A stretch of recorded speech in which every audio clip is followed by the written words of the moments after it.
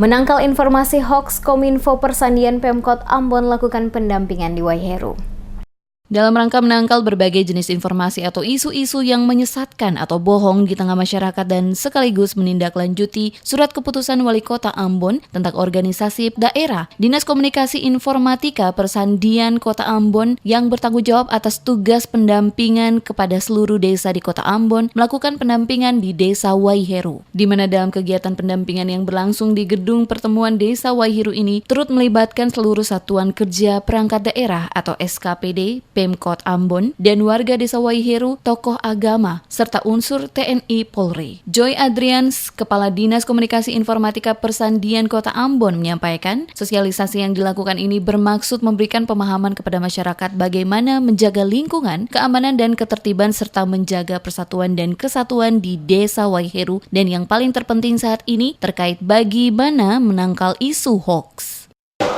Nah, hari ini kita melakukan pertemuan awal dengan seluruh perangkat RT, tokoh masyarakat, tokoh agama, TNI Polri terkait dengan mensosialisasikan SK Wali Kota ini. Nah, kesempatan ini juga kita menyampaikan himbauan-himbauan terkait dengan bagaimana menjaga kebersihan lingkungan, bagaimana menjaga keamanan dan ketertiban, dan bagaimana menjaga persatuan dan kesatuan di Desa Waiheru, dan paling terpenting adalah saat ini terkait dengan bagaimana menangkal isu-isu hoax.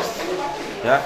Joy Adrian sangat berharap dalam pertemuan kali ini ada masukan-masukan penting yang diperoleh pemerintah Kota Ambon yang nantinya berbagi masukan itu ditampung untuk disampaikan kepada Wali Kota guna ditindaklanjut oleh organisasi perangkat daerah atau OPD yang kompeten. Sementara itu, di Desa Waiheru, Usman Eli menyampaikan rasa terima kasih atas kehadiran dan juga kepedulian Pemkot Ambon terhadap desa yang dipimpinnya tersebut sebagai upaya sama-sama mendukung dan menciptakan Kota Ambon yang bersih. Terkait dengan kebersihan lingkungan dan penanganan sampah ini saya sangat berterima kasih dan sangat mendukung sekali karena ini langsung menyentuh ke warga masyarakat.